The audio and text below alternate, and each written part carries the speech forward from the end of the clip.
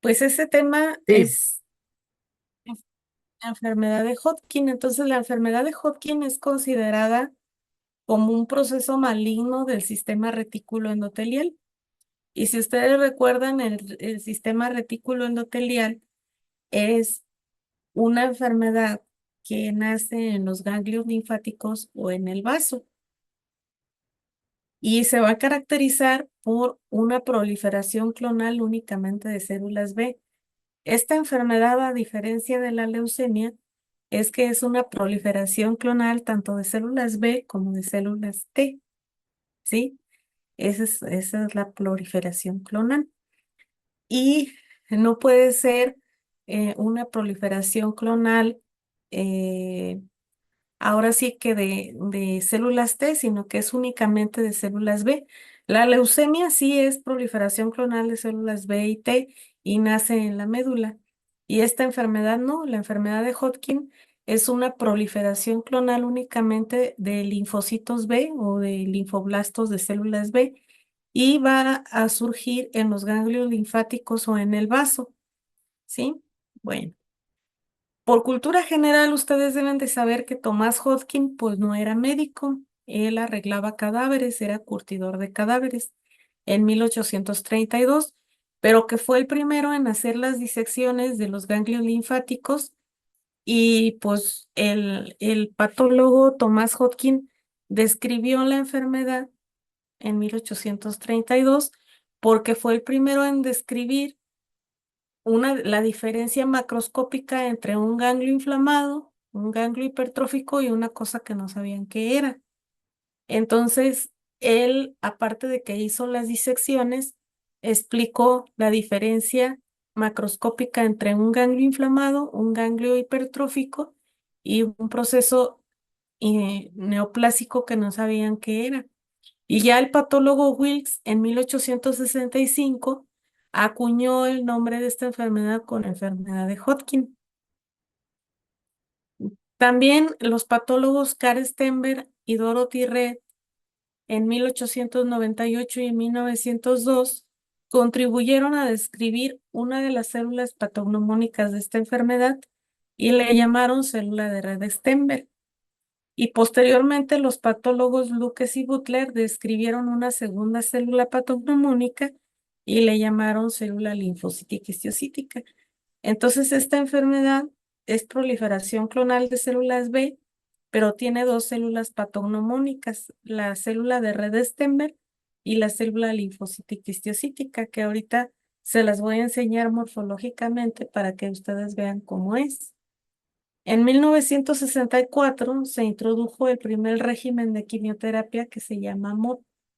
Desde 1832 que Thomas Hodgkin descubrió, describió esta enfermedad, no hubo pues ahora sí que básicamente no hubo pues tratamiento, ¿verdad? Desde 1832 no hubo tratamiento hasta 1964 donde un autor un oncólogo que se apellida Bonadonna escribió este esquema de quimioterapia que se llama MOP. La M es de mecloritamina, la O de oncovin, que es el nombre comercial de la vincristina, la P de procarbacina y la P de prednisona. Y pues no se logró una supervivencia apropiada y entonces surge la cuestión de la de la infertilidad y de la leucemia mieloide secundaria a la mecloretamina y solamente se usó en Estados Unidos e Europa como 6 años. Este esquema. Sí se curaban la mitad de los pacientes, pero pues era muy tóxico, entonces no se dejó de usar. Y en 1970 un oncólogo que se apellida De Vita acuñó el régimen de ABVD y no se asoció a una toxicidad importante. El ABVD es un esquema de quimioterapia que se llama adriamicina, bleomicina, vinblastina y dacarbazina y no se asoció a una toxicidad importante.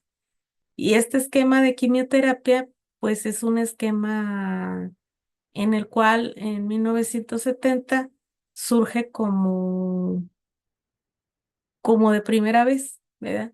El esquema ABVD es un esquema de quimio en el cual no se asoció a una toxicidad importante y sigue vigente hasta la fecha, por eso, porque no es tan tóxico. Y bueno, estos pacientes para saber qué zonas ganglionares tenían afectadas, pues imagínense, antes no había tomografía.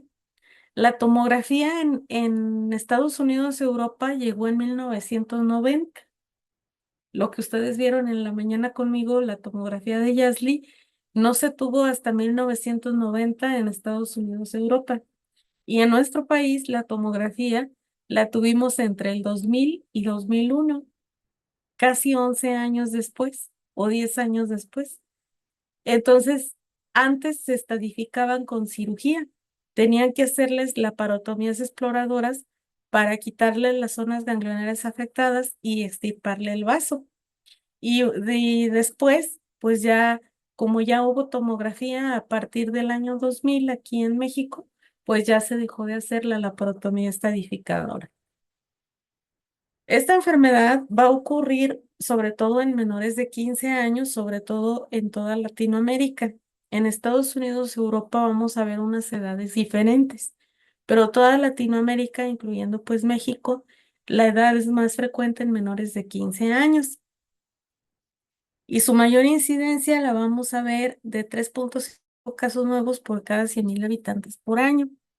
En pacientes mayores de 15 años, la incidencia va a ser en más en la raza blanca y la relación hombre-mujer es 3:1, es más en hombres que en mujeres.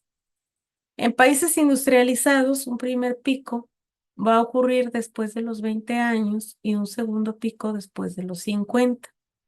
Y en países en vías de desarrollo, pues ocurre sobre todo en la adolescencia, ¿sí?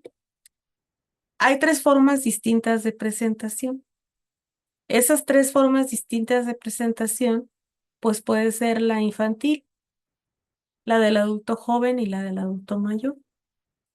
Las tres formas distintas de presentación, por ejemplo, la infantil es en menores de 14 años. Esa va a ocurrir más en Latinoamérica, vamos a decir que en menores de 15. La del adulto joven de 15 a 34 años y la del adulto mayor de 55 a los 74 años de edad. Esta del adulto joven y del adulto mayor ocurren más en Estados Unidos, Europa. Y aquí en México, como les comento, en menores de 15. Si nosotros vemos un paciente con adenomegalias y tiene entre 2 y 5 años de edad, casi siempre vamos a pensar en una leucemia. Pero si el paciente tiene de 5 a 15 años de edad, vamos a pensar más en una enfermedad asociada a lo que es pues básicamente pacientitos, ¿verdad? Que tienen un linfoma de los 5 a los 15 años de edad. La forma infantil incrementa con el tamaño de la familia y el estrato socioeconómico bajo. Entre más grande está la familia, pues es más el estrato socioeconómico bajo. La forma infantil incrementa con el tamaño de la familia y el estrato socioeconómico bajo. Hay células malignas de la enfermedad de Hodgkin y esas células malignas de la enfermedad de Hodgkin son las células de Rett-Steinberg y las linfocíticas histiocíticas. Y el origen es a partir de una sola célula B transformada. ¿Cómo es esto? Es una proliferación clonal únicamente de células B. Pero hay dos células patognomónicas, ahorita se las voy a mostrar. La primera es esta, la célula de Rett-Steinberg. La célula de Rett-Steinberg es una célula binucleada que semeja a ojos de lechuza que mide de 15 a 45 micras. Y es así, binucleada. Y bueno, esta célula de Rett-Steinberg, que es binucleada, que mide de 15 a 45 micras, básicamente tiene la forma de los ojos de lechuza y tiene abundante citoplasma, ¿sí? También es importante que les comente que hay una segunda célula patognomónica que es la célula linfocítica histiocítica. Y esta célula linfocítica histiocytica tiene la forma lacunar, como si tuviera una laguna alrededor de ella. Por eso tiene esta forma lacunar. Cada célula patognomónica va a expresar un antígeno de superficie, con el cual el patólogo la puede identificar con una tinción de inmunohistoquímica, que no es más que una reacción de antígeno-anticuerpo. Entonces, hagan de cuenta que la célula de red Stenberg va a expresar el inmunofenotipo más común, unos antígenos de superficie, ya sean CD30 o CD15. Si se fijan en Yasli Romina, en la historia clínica que ustedes tienen, ahí decía, en el reporte de patología que ustedes se llevaron hoy, ahí en la historia clínica dice, enfermedad de Hodgkin, esclerosis nodular, y luego dice inmunohistoquímica, y luego viene ahí CD30 positivo y CD15 positivo. Esto es porque la niña tiene células de red Stenberg. Las células de red Stenberg son las más comúnmente encontradas en la enfermedad de Hodgkin y van a representar el 76% de los casos. Y se pueden identificar con técnica inmunohistoquímica porque expresan en su superficie un CD30 o un CD15. Entonces, el CD30 o CD15 que expresan es estas células, ¿sí? Y luego vamos a ver otro tipo de células que van a expresar el 24% de los casos, que es la célula linfocítica histiocítica. La célula linfocítica histiocítica va a representar el 24% de los casos y marca positivo a CD20, ¿sí? El CD20 es la célula que más marca positivo, hasta en un 24% de los casos marca una expresión constante de CD20 positivo y CD30 y CD15 hasta un 76% de los casos. Yo, pues eso les quería decir que son los inmunofenotipos más comunes. Obviamente, la célula de red Stenberg siempre se va a encontrar más y la linfocítica histiocítica el 24% nada más. Entonces, cuando vean este tipo de célula así binucleada que semeja a ojos de lechuza, es la célula de red Stenberg y expresa o un CD15 o un CD30 o a veces expresa los dos como Yasli Romina. Y esta célula que es así lacunar es la célula linfocítica histiocítica y expresa el CD20 positivo. El nombre de la enfermedad es enfermedad de Hodgkin y las variantes histológicas, pues es dependiendo del infiltrado inflamatorio que cursa, ¿verdad? Por ejemplo, una de las variantes histológicas es la esclerosis nodular. Y la esclerosis nodular es la variante histológica más común. Estas ya no son los tipos de células, y son las variantes histológicas. La variante histológica más común de la enfermedad de Hodgkin es esclerosis nodular, seguida de celularidad mixta, seguida de rica en linfocitos y la última en frecuencia es la depresión linfocitaria. Actualmente la OMS tiene esta clasificación histológica de la enfermedad de Hodgkin. Pone en la enfermedad de Hodgkin clásica, anotados en orden de frecuencia, esclerosis nodular, celularidad mixta, rica en linfocitos y depresión linfocitaria, y saca de la forma clásica a la variante predominio linfocítico nodular por ser más agresiva. Vamos a explicar levemente los tipos histológicos de esta enfermedad. Miren, la más agresiva, que es la predominio linfocítico nodular, por eso sale de la forma clásica, esta es más agresiva porque expresa dos oncogenes, el OC2 y el BOP1. El OC2 y el BOP1 son unos oncogenes que están expresados en las células y que son predominio linfocítico nodulares. Estas células predominio linfocítico nodulares, pues son células que generalmente van a tener pues expresión de oncogenes y ser más agresivas. Un oncogen induce proliferación celular e inhibe apoptosis, ¿sí? La esclerosis nodular, pues es una variante histológica en la cual, pues generalmente van a haber células de estirpe B, pero van a tener esta forma así lacunar, ¿sí? Y si se fijan, bueno, casi siempre el patólogo le va a llamar esclerosis nodular cuando ve banda de colágena dentro del infiltrado inflamatorio. O sea, que el nombre de la enfermedad es enfermedad de Hodgkin, pero dependiendo del infiltrado inflamatorio que hay alrededor de la célula patognomónica, pues va a ser el nombre que reciben. Por ejemplo, aquí hay muchas células lacunares, que son células linfocíticas y histiocytíticas, pero hay colágena alrededor de las células y por eso se llama esclerosis nodular y es la variante histológica más común en México y en el mundo. Luego sigue la celularidad mixta, su nombre lo dice. Hay unas células que son binucleadas y hay otras que son lacunares. Pero aparte, el infiltrado inflamatorio es mixto. Hay células eosinófilos, células plasmáticas, histocíticos, linfocitos, células reticulares malignas. Posteriormente vemos la variante histológica rica en linfocitos. Esta variante histológica rica en linfocitos, pues como pueden ver, hay mucho linfocito alrededor de las células patognomónicas. Y estas células patognomónicas, pues son las células de Red y Stemper, ¿sí? O pueden ser también las linfocíticas histocíticas, pero todo lo infiltrado es rico en linfocitos. La depresión linfocitaria, pues hay menos cantidad de linfocitos y hay una fibrosis intersticial fina.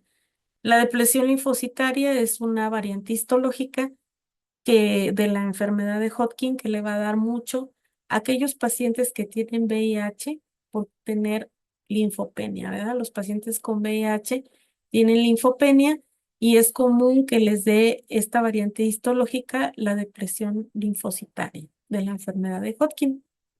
Y ahora llegamos a la parte interesante, ¿cómo se manifiesta la enfermedad? Pues se va a manifestar como una masa que no duele y que crece a partir de un ganglio linfático. Si se fijan en Yasli Romina, a ella le creció una adenomegalia supraclavicular izquierda y ya se veía. Era una masa no dolorosa y después ya tenía dolor, pero al principio es no dolorosa. Es una adenomegalia que tiene consistencia gomosa o aulada que semeja que están palpando una pelotita de hule y su presentación más común va a ser a nivel cervical, supra e infraclavicular y mediastinal.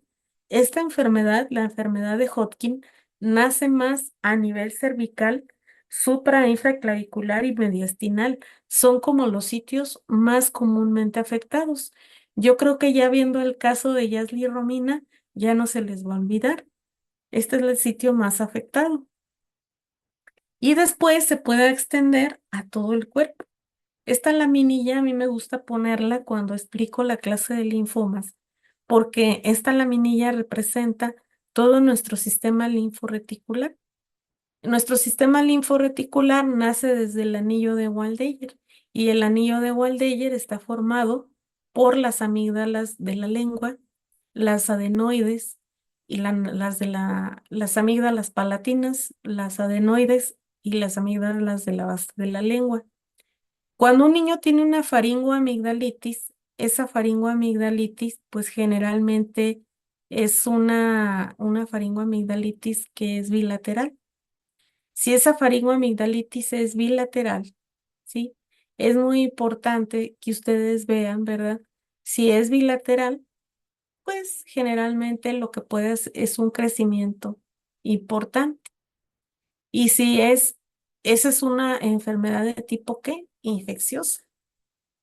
Y el crecimiento que es unilateral, ese crecimiento que es unilateral es solamente en un solo lado, ¿sí? La amígdala puede crecer de un solo lado, ¿sí? Y no de ambos lados. Entonces, básicamente para nosotros, las amígdalas, cuando tienen un proceso infeccioso, va a haber un crecimiento bilateral. Pero si es un crecimiento de un solo lado, pues es un crecimiento unilateral. Y ese crecimiento unilateral, ¿verdad? Quiere decir que puede haber un proceso infeccioso, perdón, un proceso neoplásico, porque cuando es infeccioso, el crecimiento es bilateral y cuando es infeccioso es unilateral. Entonces, vamos a hacer un ejemplo. Por ejemplo, ustedes vean un niño con una faringoamigdalitis. Ambos lados de las anginas o de las amígdalas van a estar crecidos. Pero si ven que nada más crece un solo lado y el otro no, hay que tomar biopsia, porque las neoplasias hacen crecimientos unilaterales y las infecciones bilaterales. Y pues recordando, nosotros tenemos ganglios preauriculares, posauriculares, submentonianos, cervicales, supraclaviculares, infraclaviculares, axilares, epitrocleares, ileares, mediastinales, en el vaso, paraórticos, paracabales, mesentéricos, ilíacos, inguinales, femorales y popitlios. Nosotros tenemos todo este sistema de ganglios linfáticos, ¿sí? Y es importante pues que yo les comente esto porque si hay crecimiento en cualquier parte de las cadenas ganglionares, es indicativo de que puede ser un linfoma. Aquí lo importante es que ustedes sepan abordar un adulto o un niño que les llega por adenomegalias. ¿Qué son los estudios que ustedes les deben de hacer?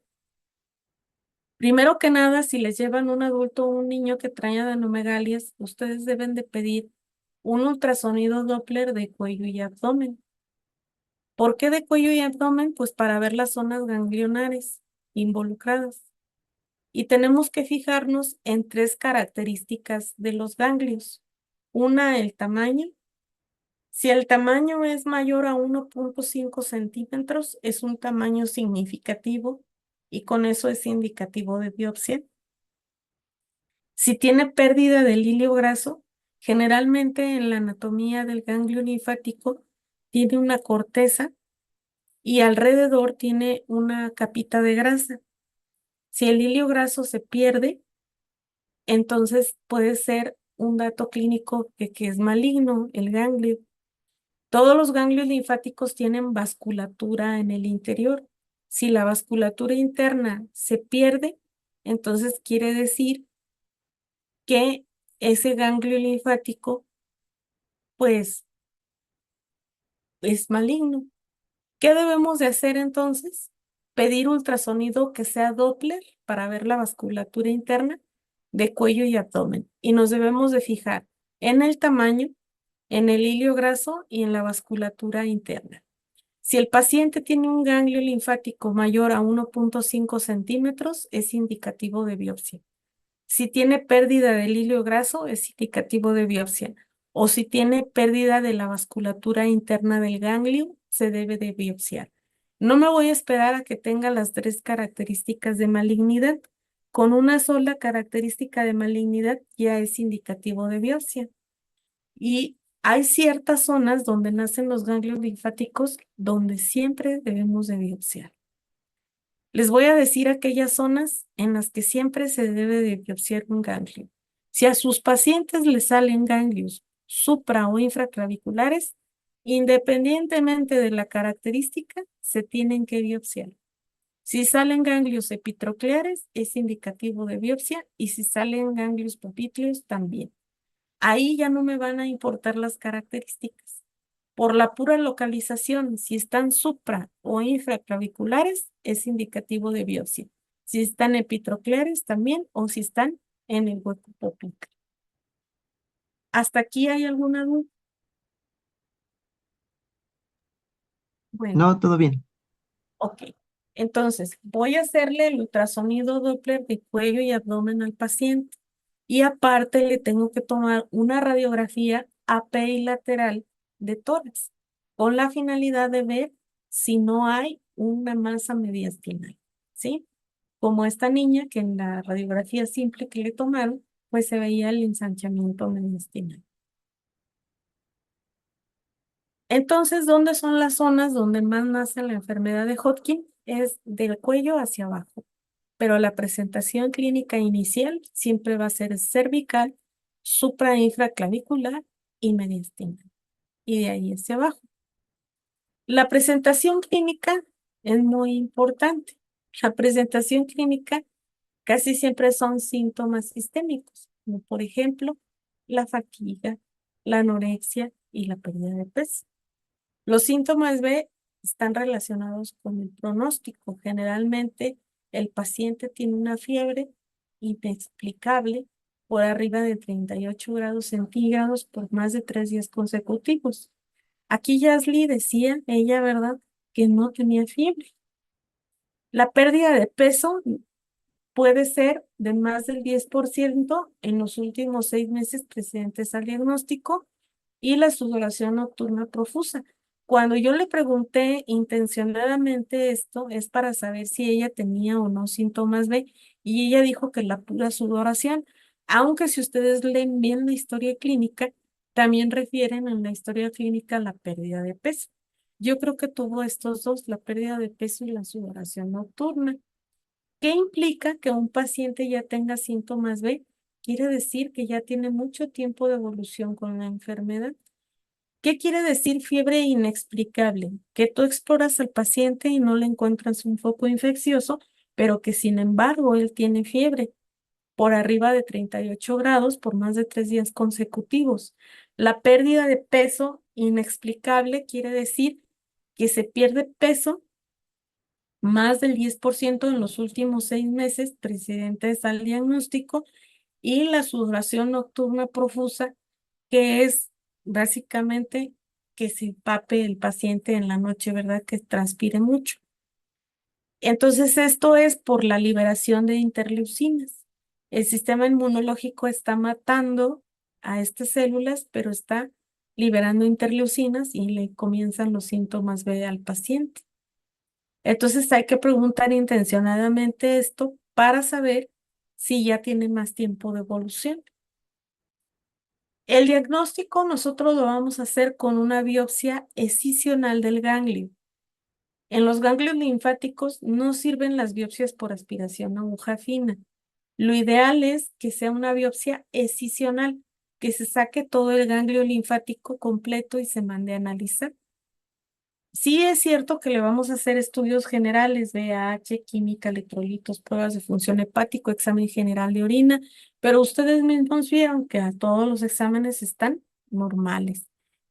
¿Qué es lo que nos va a dar el diagnóstico? La biopsia escisional del ganglio. ¿Cuál ganglio? El más antiguo y el más significativo. Que si bien le podemos hacer una tomografía que abarque cuello, tórax, abdomen y pelvis simple y contrastada, como la que vieron hoy en la mañana, para completar estudios de extensión de la enfermedad, es importante también hacerle un gamagrama óseo con tecnesio 99 con la finalidad de ver si no tiene metástasis ganglionar, metástasis ósea, perdón. Y también le vamos a hacer un gamagrama con galio 67 con la finalidad de ver si no tiene metástasis a los ganglios linfáticos. Antes se hacía la estadificación quirúrgica, les digo, le hacían la laparotomía estadificadora, ahora ya no.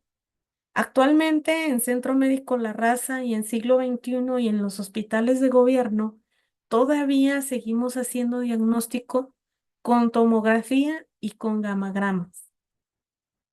Pero en el medio privado y en el hospital, por ejemplo, Teletón y en Estados Unidos, pues ya no se utiliza la tomografía y el gamagrama para estadificar, sino que el paciente ya se mete a rastreo corporal total con PET scan con 2,18 fluor de oxiglucosa. La 2,18 fluor de oxiglucosa es un radiofármaco que se utiliza por vía intravenosa, se le inyecta al paciente y luego se toman las radiografías para saber las zonas ganglionares afectadas. Entonces, va a marcar las zonas ganglionares que el paciente tenga afectado, ¿verdad? Y es el estudio ideal. A Yasli y Romina solo le pudimos hacer uno para saber si ya la podemos mandar a vigilancia. Lo ideal es que nos autorizaran un PET scan al principio y otro al final para tener una referencia. Pero no es así. A nosotros nada más nos están autorizando uno al final del tratamiento para saber si ya se le quitó. Y seguimos estadificando a la antigüita, con tomografía como la que vieron hoy, y con los gamagramas de huesos con tecnecio 99 y el gamagrama con galio 67. Y también les hemos aspirado y biopsia de médula ósea, porque esta enfermedad se puede ir a médula ósea, sobre todo en aquellos pacientes que ya tienen etapa 3 o 4 o en aquellos pacientes que tienen síntomas B, ¿sí? Y bueno, una vez que tú ya le hiciste los estudios de extensión para saber hasta dónde está de avanzada la enfermedad, pues ya lo puedes estadificar. Y la estadificación que se utiliza para enfermedad de Hodgkin es una estadificación que se llama de Ann Arbor. Ann Arbor es una ciudad, no es una persona, y esa estadificación se hizo en 1971. Y esta estadificación nos habla de letras: A, asintomático; B, síntomas B; E, compromiso extraganglionar; X, una masa voluminosa que abarque un tercio del tórax o el 33% o que mida más de 10 centímetros. Entonces aquí ya van a entender por qué a Yasli Romina le pusimos la letra B, porque tenía pues la pérdida de peso y la sudoración nocturna. ¿Por qué le pusieron una X? Porque tenía una masa mediastinal, como ustedes lo vieron en la tomografía. Y sí abarcaba en un tercio del tórax el 33% o medía más de 10 centímetros. La letra S se le agrega solo a aquellos que tenían el vaso, pero ella no tenía el vaso afectado. Y vienen los números romanos, la etapa 1, 2, 3 y 4. En oncología casi siempre la etapa 1 es la menos avanzada y la 4 es la más avanzada. 1 quiere decir que tiene una sola región ganglionar afectada. 2, dos o más regiones ganglionares afectadas del mismo lado del diafragma. 3, enfermedad arriba y abajo del diafragma. Y 4, que ya invadió algún órgano. Como ustedes recuerdan, ella tenía invasión del riñón del lado derecho. Por eso se le dio el 4. Entonces, nosotros vamos a estadificar a los pacientes con esta clasificación. Y a Yasli Romina, pues sí, sí tenía enfermedad arriba y abajo del diafragma. Tenía ganglios retroperitoneales y también tenía supradiafragmáticos, ¿no? Tenían el mediastino en la región supraclavicular, en la región cervical, pero ya fue 4 porque tenía infiltrado el riñón del lado derecho. Ya sea el riñón, el hígado o la médula ósea, ya eso ya es etapa 4. Y hasta ahorita, ¿alguna duda para pasar a generalidades del tratamiento?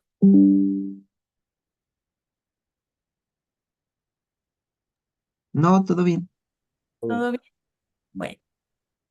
Bueno, pues las generalidades del tratamiento también se van a acordar mucho de Yasli. Eh, Nosotros, para poder dar un tratamiento a los pacientes, pues primero tenemos que tener el diagnóstico con la biopsia del ganglio. Segundo, tenemos que también tener los estudios de extensión, ¿no? La tomografía, los gamagramas, el aspirado y biopsia de médula. Luego ya estadificamos al paciente, si es 1, 2, 3 o 4 y qué letra, ¿no? Y posteriormente nosotros colocamos en grupos de riesgo al paciente. Por ejemplo, es de bajo riesgo si es una etapa 1A o 2A. Y a ese grupo de bajo riesgo solamente le damos 4 ciclos de ABVD más radioterapia de 15 a 25 Grays. O sea que en 4 meses tú ya sacaste tu paciente adelante, más la radioterapia. El grupo de riesgo intermedio es la etapa 1B, 2B o 3A. Y aquí se le dan 6 ciclos de quimioterapia con FEACOP más radioterapia de 25 a 30 Grays. Yasli Romina cae en grupo de riesgo alto porque ella era una etapa 4B X. ¿Se acuerdan de Yesli y Romina? Etapa 4 por tener infiltración en el riñón, B síntomas B y la X por la masa mediastinal. El grupo de riesgo alto es etapa 3B, 4A y 4B. Y a eso se les da 8 ciclos de quimioterapia con Beacop, como lo dimos a ella, más radioterapia a dosis altas de 30 a 36 grays. ¿Qué pasó con ella? Que todavía tenía enfermedad residual y le dimos una segunda línea de quimio. Le dimos este tratamiento más una segunda línea de quimio. Y hasta pensamos en algún momento que pudiera ser candidata a trasplante y la cosechamos. Pero afortunadamente ahorita ya se curó, ya no necesita el trasplante. La sobrevida global a 5 años que tienen estos pacientes es la siguiente. Fíjense, los de etapa 4, 70%. 7 de cada 10 se van a curar. Los de etapa 1, 1A, 100%. 1B, 95%. 2A, 90%. 2B, 85% de curación. 3A, 80% de curación. 3B, 75% de curación y las etapas 4, 70% de curación. ¿Sí? Para nosotros, pues, la curación en Hodgkin es muy, muy alta. ¿Sí? ¿Dudas que tengan de este tema?